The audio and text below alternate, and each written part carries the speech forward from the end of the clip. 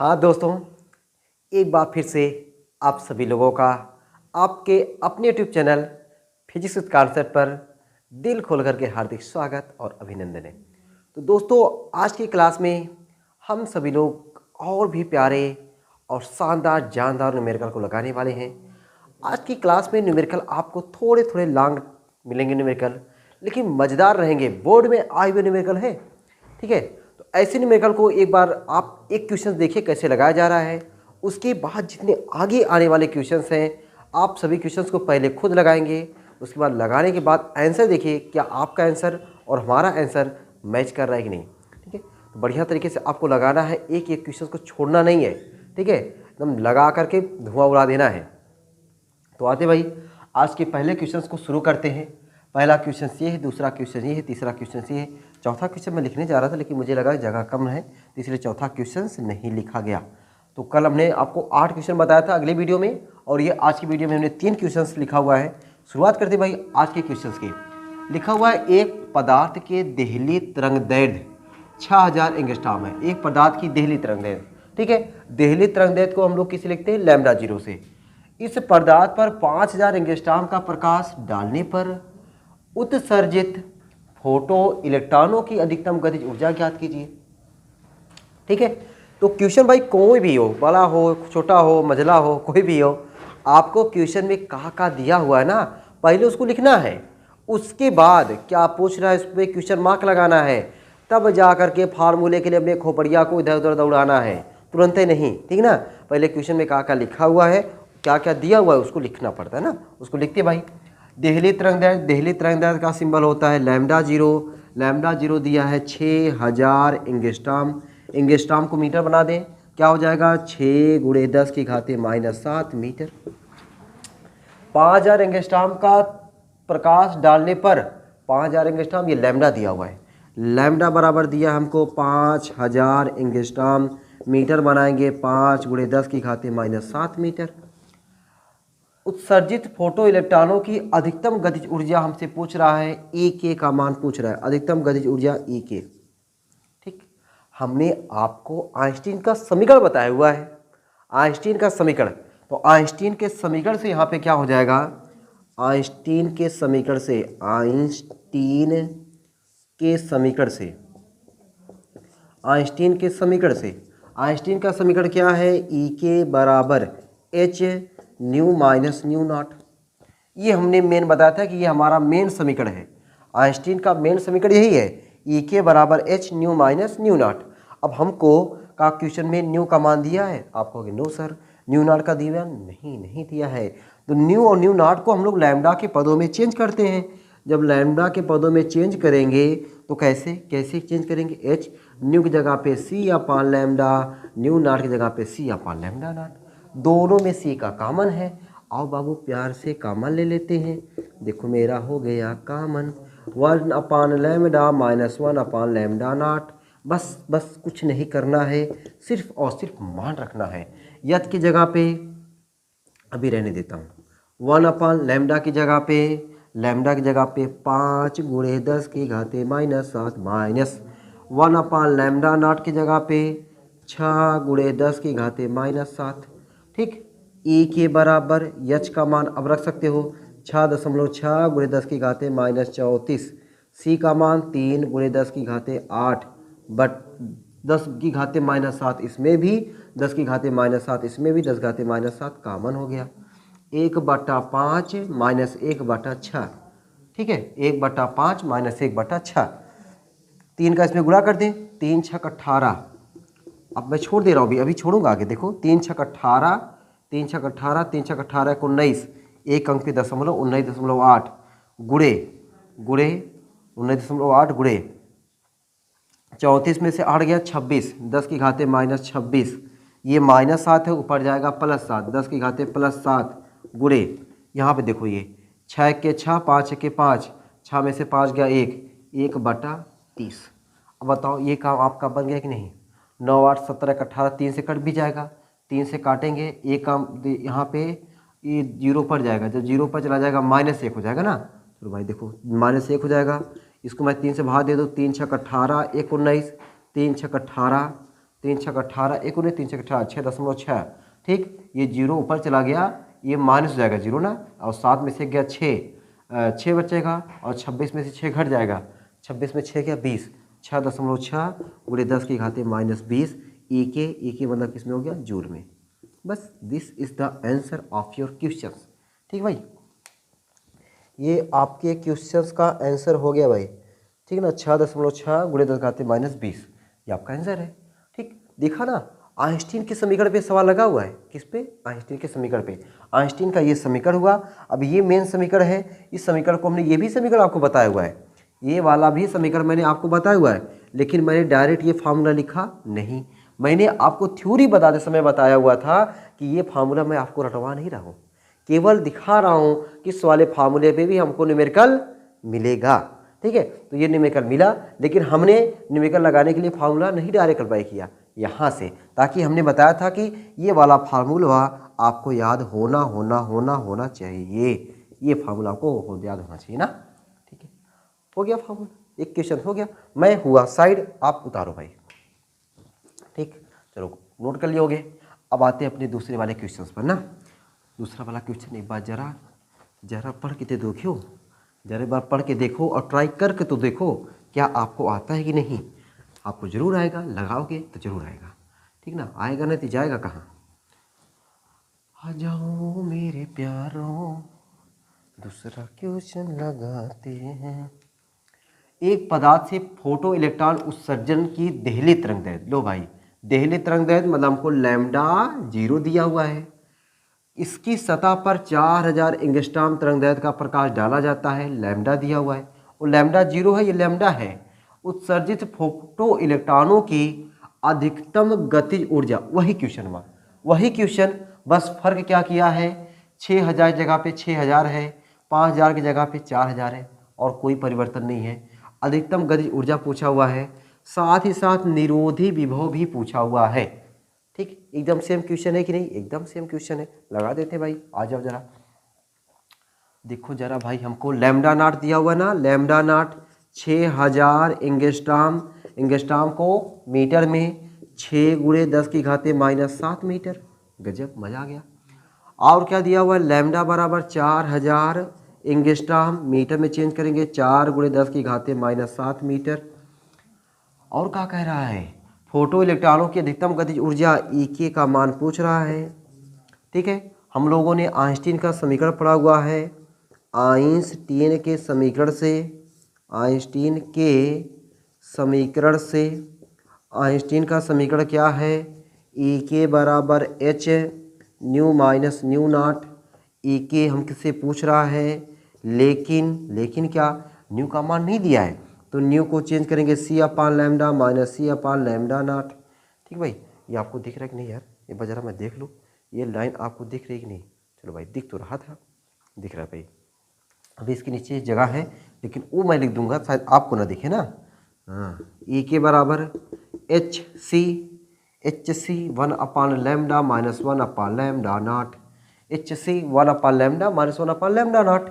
E का मान हमसे पूछ रहा है एकदम, HC 1/λ की जगह पे, लैम्डा की जगह पे क्या रख दें, 4 गुणे 10 की घाते -7 माइनस 1/6 गुणे 10 की घाते -7। ठीक है, E के बराबर HC बटे 10 की घाते -7, 10 की घाते -7, 1/4 माइनस 1/6। अब यहाँ पे H और C का मान रख दें। H का मान 6.6 गुणे 10 की घाते -34, C का मान 3 गुणे 10 की घाते 8 बटे 10 की घाते -7। यहाँ पे क्या हो जाएगा, 6 - 4 बटा 6 चौके 24। अब इसको सॉल्व कर लोगे ना भाई, सॉल्व कर लोगे ना, एकदम सॉल्व कर लोगे भाई। E के बराबर भाई आप लोग सॉल्व करोगे ना। E को आपको सॉल्व करने पे जो इसका आंसर आएगा ना, जो इसका आंसर आएगा वह इलेक्ट्रॉन वोल्ट में आएगा भाई। ठीक ना, इलेक्ट्रॉन वोल्ट में कब आएगा, जब आप इसमें जो इसको सॉल्व करने के बाद जो मान आएगा, मैं यहीं कर दे रहा हूँ भाई, इसमें आपको गुणा कर देना 1/1.6 गुणे 10 की घाते -19। यहाँ से यहाँ तक तो अभी जूल में था, इतने से गुणा कर दोगे क्या हो जाएगा, इलेक्ट्रॉन वोल्ट। क्या हो जाएगा, इलेक्ट्रॉन वोल्ट।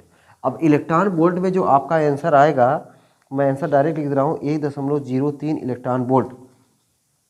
1.03 इलेक्ट्रॉन वोल्ट, ये ई का मान आ गया, ठीक ना। ये किसका मान आ गया? ई का मान आ गया।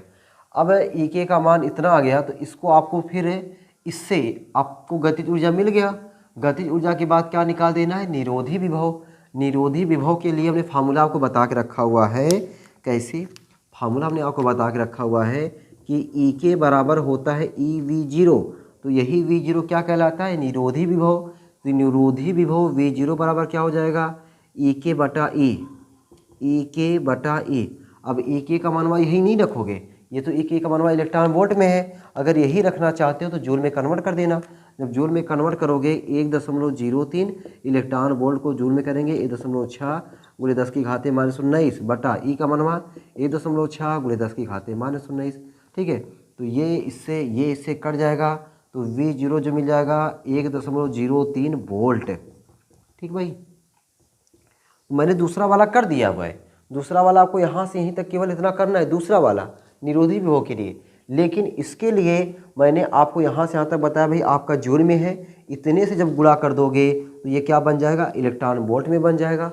अब आपका इलेक्ट्रॉन वोल्ट में ये आंसर आएगा। जब इसको आप सॉल्व करोगे तो आपका ये प्यारा सा आंसर आएगा, ठीक ना।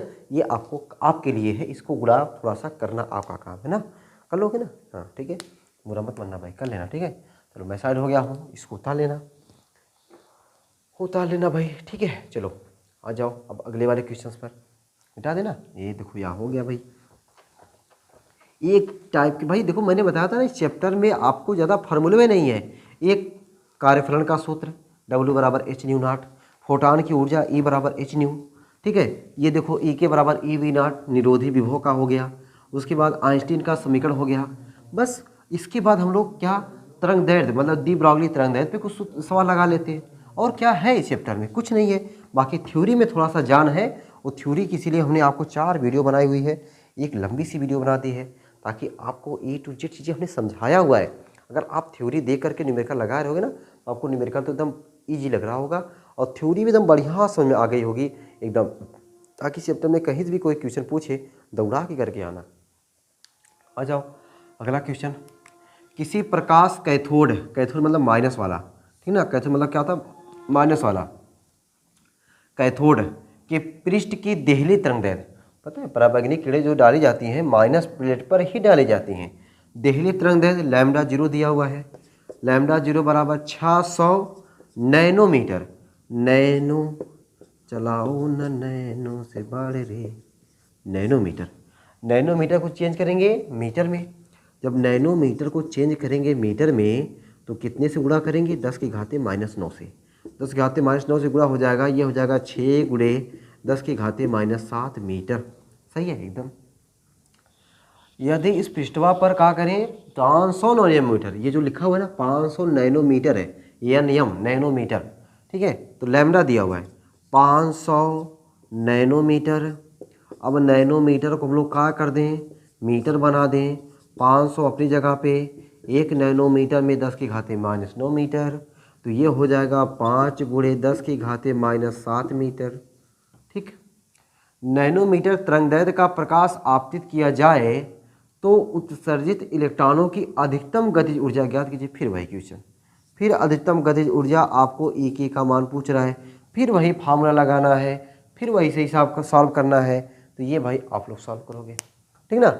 इस क्वेश्चंस को आप लोग सॉल्व करेंगे और सॉल्व करने के बाद जो आप लोग आंसर निकाल के लेकर आओगे, मैं बता दे रहा हूँ भाई आपका आंसर जो आएगा वह आएगा 6.6 गुणे 10 की घाते -20 जूल। 6.6 गुणे 10 की घाते -20 जूल, ये आपका आंसर आना चाहिए, ठीक ना। इतना आंसर आ जाएगा। जिसका जिसका आएगा वो लोग कमेंट बॉक्स में कमेंट करेंगे सर मेरा आंसर आया, ठीक ना। तीसरे क्वेश्चंस का मेरा आंसर इतना आया, ठीक है। आंसर सहित कमेंट करेंगे, ठीक ना, ताकि मैं देखूँगा हाँ आपने वीडियो पूरा देखा कि नहीं देखा है। ठीक है, चलो भाई यहाँ तक ये आपका 3 क्वेश्चंस हो गया।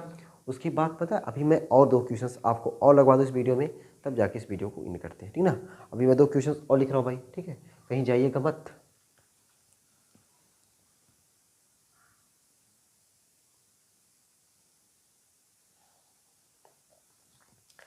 हाँ तो दोस्तों हमने आपके सामने एक और प्यारा सा क्वेश्चंस लिखा हुआ है और इस क्वेश्चंस को भाई आप लोग वेरी वेरी इंपॉर्टेंट मान लो भाई, ठीक ना, very very important. Long number में यानी बड़े वाले क्वेश्चंस पे जो आपका 3 नंबर का, 4 नंबर का, 5 नंबर का क्वेश्चंस बनता है उसमें का ये एक नंबर जो है, आप इसको वेरी वेरी इंपॉर्टेंट मान के चलिए। तो कह क्या रहा क्वेश्चन में कि हाइड्रोजन परमाणु की निम्नतम अवस्था में 500 एंगस्ट्रॉम तथा 600 एंगस्ट्रॉम तरंगदैर्घ्य का प्रकाश डाला जाता है। तो हाइड्रोजन परमाणु से क्रमशः 6.2 इलेक्ट्रॉन वोल्ट तथा 2.2 इलेक्ट्रॉन वोल्ट जो है गतिज ऊर्जा वाले इलेक्ट्रॉनों का निष्कासन होता है। आपको पहले λ1 का काइनेटिक एनर्जी दिया है, दूसरे वाले λ2 का काइनेटिक एनर्जी दिया हुआ है। तो प्लांक नियतांक का मान ज्ञात कीजिए। गजब का क्वेश्चन भाई, ये प्लांक नियतांक का मान पूछ रहा है, ठीक है। और भाई शुरुआत कैसे करते देखो जरा। तो आप पहले जो मैं मान लो निम्नतम अवस्था में 500 एंगस्ट्रॉम को λ1 मान ले हम लोग भाई कितना 500 एंगस्ट्रॉम। एंगस्ट्रॉम को मीटर में चेंज कर दे, 500 गुणे 10 की घाते -10 हो जाएगा 5 गुणे 10 की घाते -8 मीटर। कोई दिक्कत नहीं इतने में। तो इसकी जो काइनेटिक एनर्जी दिया हुआ है उसको मैं क्या लिख दूँ, ई के काइनेटिक एनर्जी होता है गतिज ऊर्जा, तो यहाँ पे 1 पहले वाले का, तो पहले वाले का गतिज ऊर्जा दिया 6.2 इलेक्ट्रॉन वोल्ट। इलेक्ट्रॉन वोल्ट को जूल बना दे, जूल बना देना। देखो कैसे 6.2 गुणे 1.6 गुणे 10 की घाते -19 जूल, ठीक। इतने में तो कोई दिक्कत नहीं। अच्छा, दूसरे जो λ2 दिया है, λ2 बराबर कितना दिया आपको 600 एंगस्ट्रॉम। 600 एंगस्ट्रॉम को मीटर में चेंज करेंगे, 600 गुणे 10 की घाते -10 बराबर 6 गुणे 10 की घाते -8 मीटर। अब इससे हम लोग क्या निकाल लें, E-K2 निकाल लें। E-K2 जो आएगा 2.2 इलेक्ट्रॉन वोल्ट है, इलेक्ट्रॉन वोल्ट को जूल में करेंगे 2.2 गुणे 1.6 गुणे 10 की घाते मान सुने सही जा रहा है ना एकदम, इतना हो जाएगा ये जूल, ठीक। तो प्लांक नियतांक का मान ज्ञात कीजिए, ठीक। अब क्या करें भाई, E-K मिल गया है, λ1 λ2 मिल गया है। क्या हम लोग आइंस्टीन का समीकरण लगाएं। आइंस्टीन का समीकरण जो है, आइंस्टीन का समीकरण किसके पदों में भाई, आइंस्टीन का समीकरण हम लोग निकालते हैं λ1 λ2 नहीं, E-K का फॉर्मूला आइंस्टीन के पदों में लिखते हैं भाई। आइंस्टीन के समीकरण से डायरेक्ट लेते हैं E-K1 या E-K बराबर क्या होता है एच न्यू माइनस डब्ल्यू, ये होता है। तो हमें न्यू तो दिया नहीं है, लैम्डा दिया है, तो न्यू की जगह पे क्या हो जाएगा C/λ, तो ये डायरेक्ट मैं लिख दे रहा हूँ ना, न्यू की जगह पे C/λ1। ये K1 यहाँ पर लिख दे E-K1 बराबर एच C/λ1। भाई एच में कोई चेंजिंग नहीं होगा, सी में कोई चेंजिंग नहीं होगा, डब्ल्यू में कोई चेंजिंग नहीं होगा ना, ठीक। इसको मान लेता हूँ मैं समीकरण नंबर 1। E-K2 तथा E-K2 बराबर हो जाएगा एच C/λ2 माइनस डब्ल्यू, समीकरण नंबर 2, ठीक भाई, समीकरण नंबर 2। अब देखो ये हमें डब्ल्यू समान चिन्ह है, कब गायब हो जाएगा ये, जब समीकरण 1 में से चाहे 2 को घटाएं, चाहे 2 में से 1 को घटा दें, किसी में से 1 को कर दें तो ये हमारा जो है डब्ल्यू गायब हो जाता है, ठीक ना। डब्ल्यू गायब हो जाता है, डब्ल्यू गायब होगा तो हमारा जो है किसका मान निकल के आएगा, किसका मान, देखो E-K1 E-K2 का मान पता है, λ1 λ2 का मान पता है, वहाँ से एच का मान निकल सकता है, ठीक है। समीकरण 1 में समीकरण 2 को घटाने पर समीकरण 1 माइनस समीकरण 2, ठीक है।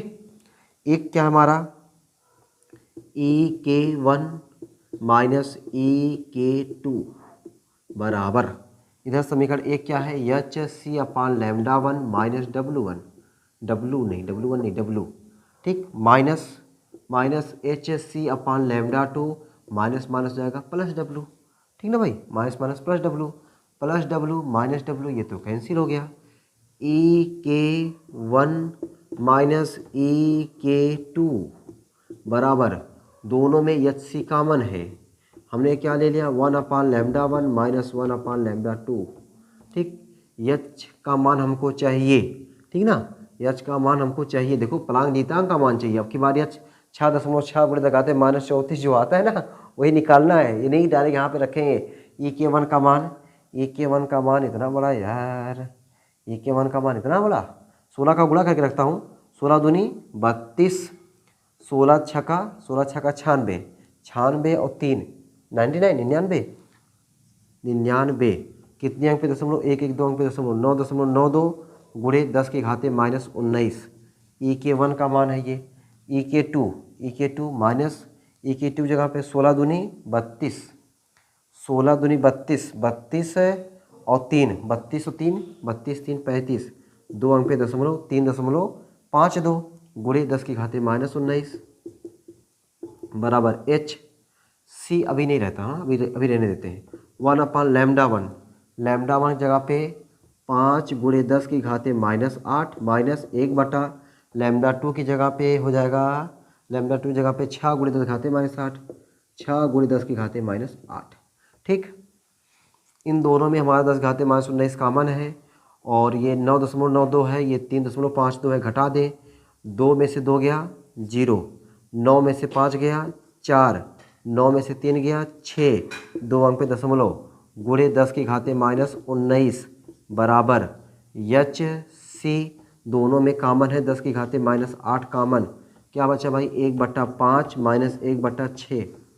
ठीक, 10 की घाते -8 इधर है, ठीक है, इधर भेज दें, इधर गुणक रूप में हो जाएगा 6.40 गुणे 10 की घाते -19 गुणे 10 की घाते -8 बराबर एच सी की जगह पे 3 गुणे 10 की घाते 8, 3 गुणे 10 की घाते 8, ये हो जाएगा गुणे 1/30, 1/30, 3 से काट दोगे आ जाएगा 10, ऊपर जाएगा 7 हो जाएगा, ठीक ना, एक घर जाएगा 7 हो जाएगा और 7 इधर प्लस इधर आएगा तो माइनस, 7 माइनस हो गया ना, समझ लो 7 माइनस हो गया तो 7 8 15, 15 और 19, 15 और 1 15 19 34, 15 19 नहीं है, 15 19, 19 1 20, 20 19 1 20, 34 सही है, 34, ठीक ना। 6.4 गुणे 10 की घाते -34 सही थे भाई, 6.4 गुणे 10 की घाते -34 बराबर एच। देखो यहाँ पे 6.4 बचा, यहाँ पे 19 8, 19 से 8 कितना, 19 1 20, 20 और 27, 27 और 7, 27 7 34 सही है। 6.4 गुणे 10 की घाते -34 बराबर एच। ठीक, इतना मात्रक मान आ गया, मात्रक क्या हो जाएगा जूल सेकेंड, ठीक है, यहाँ पर लिख सकते हैं जूल सेकेंड, क्या हो जाएगा ये जूल सेकेंड, ठीक है। तो 6.6 भी होता है, 6.63 भी होता है, 6.3 भी होता है, तो यहाँ पे 6.4 गुणे दिखाते -34 जूल सेकेंड, एच का मान आ गया। ठीक, मजा आया ना। तो इस तरीके से सवाल आपके एग्जाम में आ सकते हैं। तो आप इस टाइप के क्वेश्चंस को तभी लगा पाओगे मेरे भाई, तभी लगा पाओगे जब आप इस टाइप के क्वेश्चंस को एक ना एक बार जरूर लगाए रहो।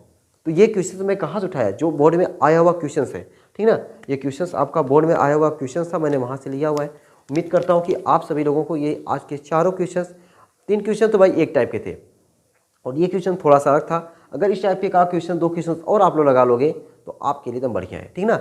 अभी पहला क्वेश्चन आप लोग लगाए होंगे, थोड़ा सा हो सकता है आप डर गए होंगे, अरे सर ये क्या लगा दिए, अभी तो 3 क्वेश्चन बड़े बड़े चीज़ थे, मज़ा आया, लेकिन ये भाई थोड़ा सा लंबा है, इतना भी लंबा नहीं है कि आपके पहुँच से बाहर हो, ठीक ना, इतना भी लंबा नहीं है। हाँ थोड़ा बहुत है कि यहाँ पे EK1 EK2 मान करके 1 2 मान करके जोड़ा गया घटाया गया तो बात अलग है, लेकिन इतना भी लंबा नहीं है, ठीक है।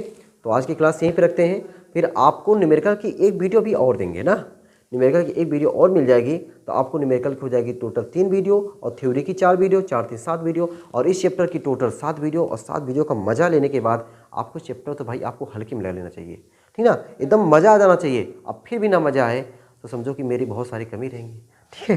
चलो फिर मिलते हैं आपसे अगली क्लास में न्यूमेरिकल की, तब तक के लिए मस्त रहो, हंसते रहो, मुस्कुराते रहो और खाना वाना खूब ज़बरदस्त खाते रहो, ठीक है। खा के सोना नहीं है ना, और रात में कम खाया करो, ठीक है। दिन में खा के खूब घूमो, लेकिन रात में थोड़ा कम खाया करो, क्योंकि रात में अगर पढ़ना है ना थोड़ा पेट में हल्का होना चाहिए, नहीं भोजन में ना भाई नशा होता है, ठीक ना। वो खाने के बाद ना नींद क्या गजब की नींद आती है, ठीक है। काफ़ी कहाँ जाएगी और तुम कहाँ जाओगे पता नहीं चलेगा। और रजैया में ना हरदम घुस के मत पढ़ा करो, ठीक ना, तो रजैया से दूर निकल करके, रजैया में घुसे रहोगे ना नींद तो बहुत बढ़िया आएगी, ठीक है। और ठंडी का मौसम है, और ये ठंडी का मौसम में ना रजैया में घुसे रहो तो फिर क्या मज़ा है, रजाई में पढ़ने का मज़ा कुछ और है, लेकिन वो पढ़ाई होती नहीं है ना, सवाई ज़्यादा होती है। ठीक, चलो फिर चलें, सबको बाय बाय।